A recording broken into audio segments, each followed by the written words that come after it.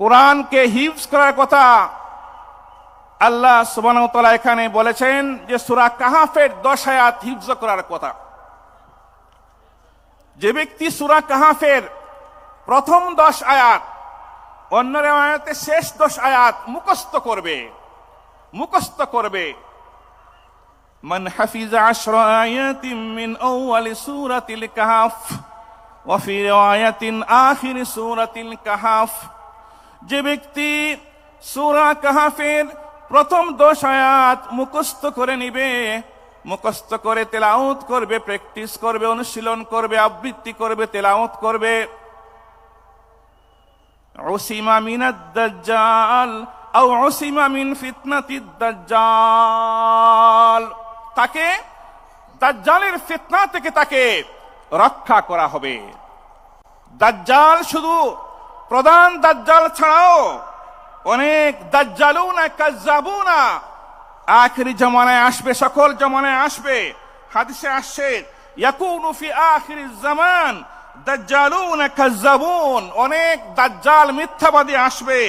ইয়াতুনাকুম মিনাল আহাদিসি বিমা লাম তাসমাউ আনতুম ওয়ালা আবাউকুম, এমন উদ্ভট কথাবার্তা বলবে, এমন উদ্ভট ঘটনা বলবে, উদ্ভট হাদিস বলবে যেগুলো তোমরা কোনোদিন শুনো নাই, তোমাদের পিতামাতাও শুনে নাই। তোমরা এদের থেকে বিরত থাকবে, এদেরকে পরিহার করবে, তাহলেই তোমরা ফিতনা থেকে বাঁচতে পারবে, তোমরা গুমরাহি থেকে বাঁচতে পারবে।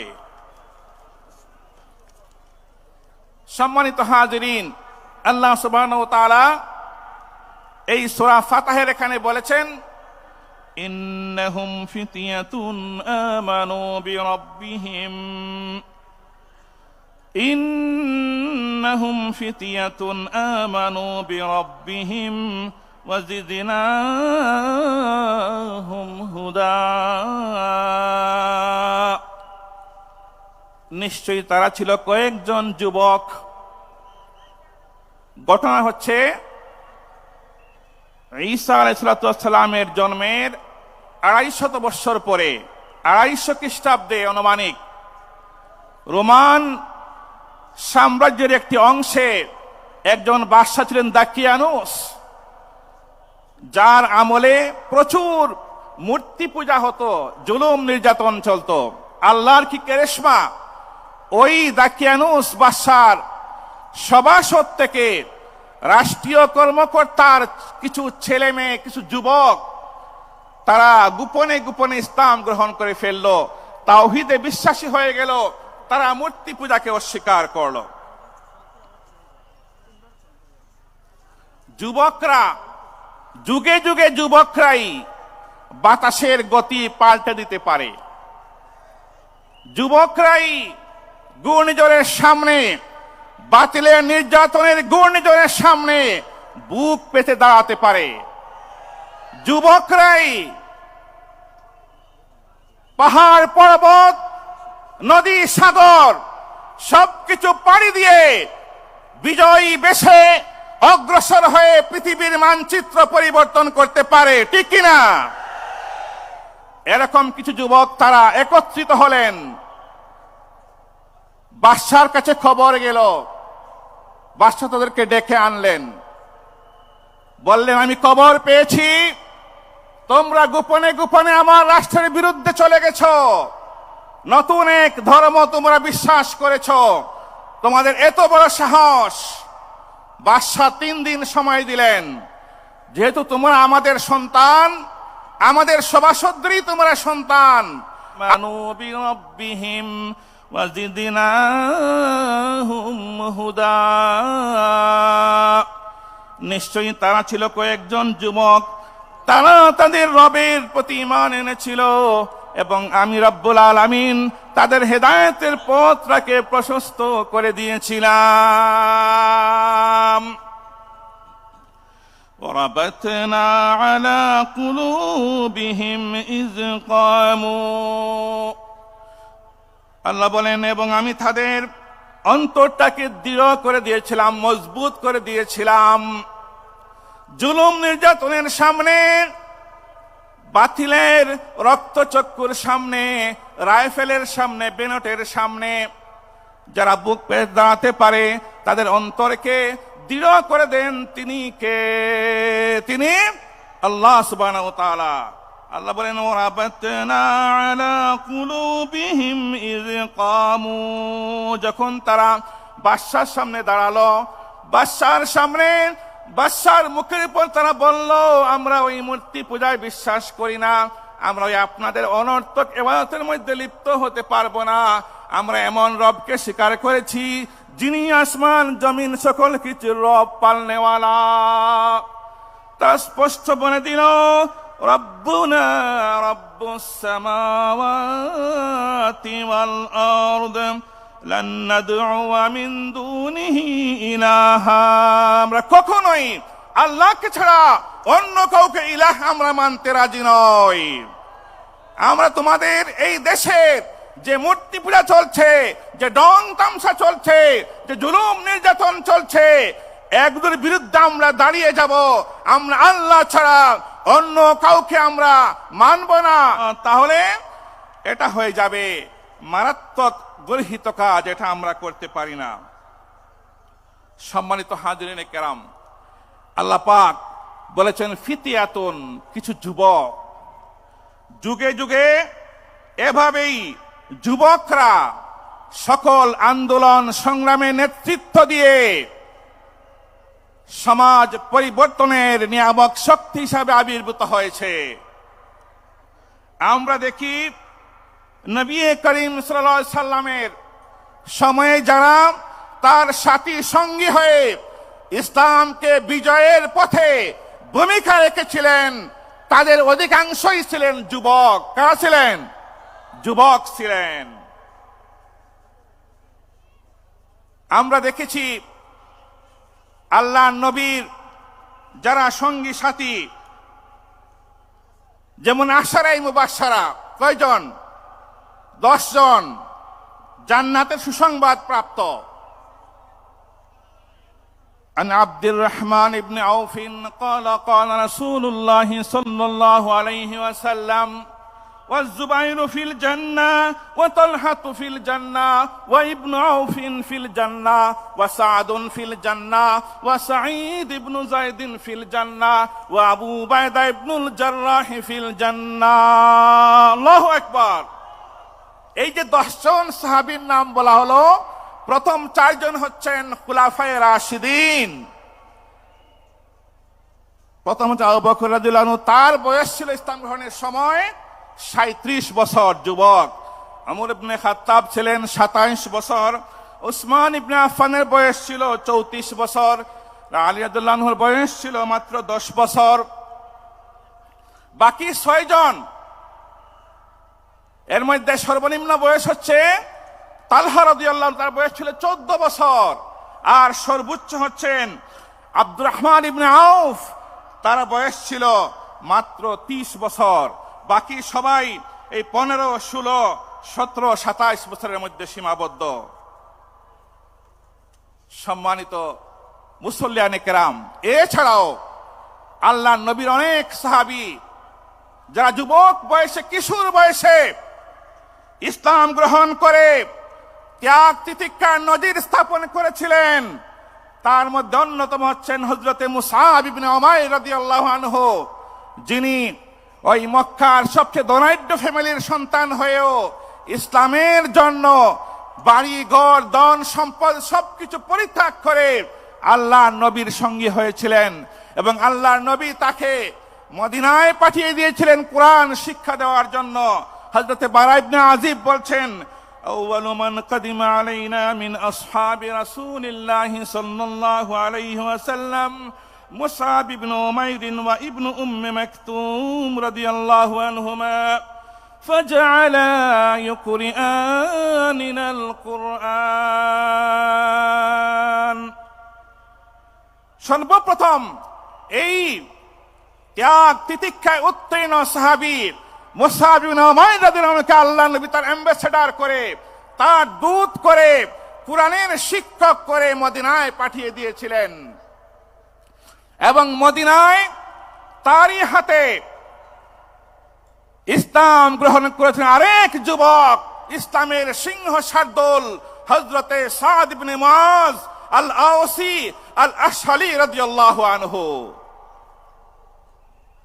যিনি ইসলাম গ্রহণ করার পরেই ওই দিনই তার গোত্রে গিয়ে বলেছিলেন, তোমরা আমাকে কেমন জানো?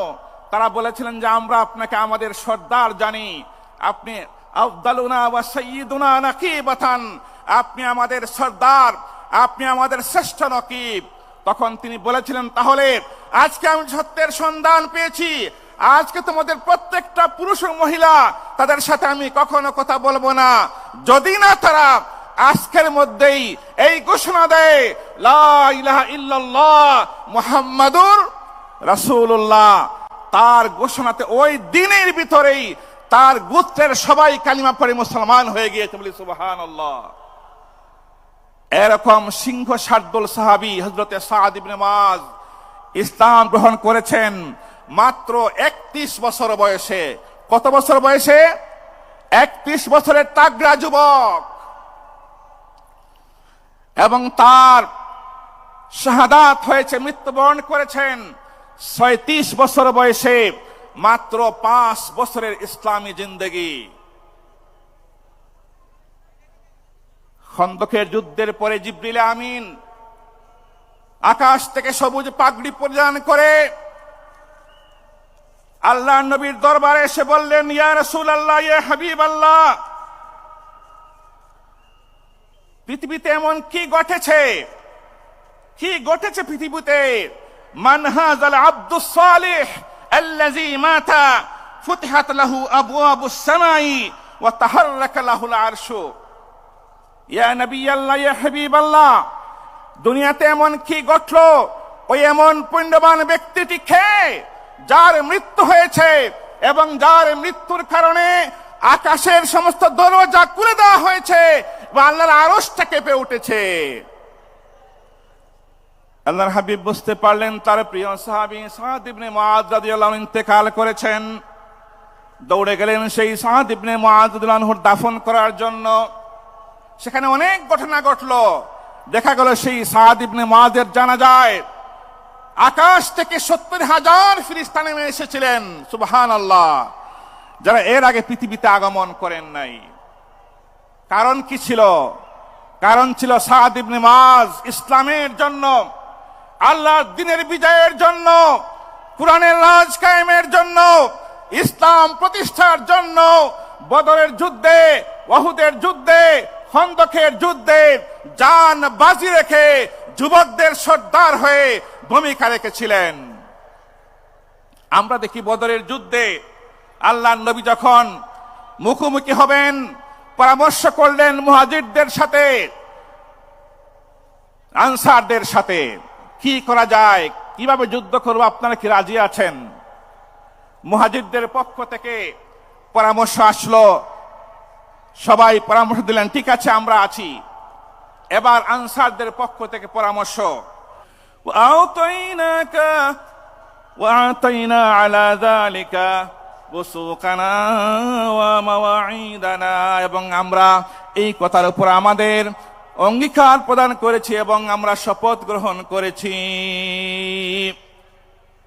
আমরা শপথ গ্রহণ করেছি, আমরা অঙ্গীকার নিয়েছি, এই কথার উপর আপনি হক বলে আমরা অঙ্গীকার করেছি। সুতরাং ফামজি লিমা আরাদতা ইয়া নবী আল্লাহ, দ্বীনকে বিজয়ী করার জন্য, ইসলামকে প্রতিষ্ঠা করার জন্য, এই বদরের ময়দানে কাফির কুফফারদের সাথে মোকাবেলা করার জন্য আপনি আমাদেরকে নিয়ে যেখানে যান রাজি আছি। ওয়া ফানাহনু মাকা, আমরা আপনার সাথে আছি, আমরা আপনাকে ছেড়ে কখনো যাব না। তিনি আরো বললেন, ইয়া রাসূলুল্লাহ, ইয়া হাবিবাল্লাহ, ওয়াল্লাযী বা'সাকা বিল হক, যিনি আপনাকে সত্য সহকারে প্রেরণ করেছেন তার কসম করে বলছি, লাউ ইস্তা'আরাস্তা বিনা হাযাল বাহরা ফাখুজতাহু লাখুজনাহু মা'ক, যদি আপনি ইসলাম কায়েমের প্রয়োজনে ওই মক্কার কাফেরদের সাথে সংগ্রাম করতে গিয়ে আপনি আমাদেরকে নিয়ে ওই সাগরের মধ্যে ঝাঁপ দেন, আপনি ওই সাগরের সম্মুখীন হন এবং সাগরে ঝাঁপ দেন, তাহলে আমরা সবাই আপনার সাথে ওই সাগরে ঝাঁপ দিতে প্রস্তুত রয়েছি। আমরা অটল অবিচল থাকবো এবং ইনশাআল্লাহ আমাদের কার্যক্রমে আপনার চক্ষু শীতল হয়ে যাবে, আপনি খুশি হয়ে যাবেন।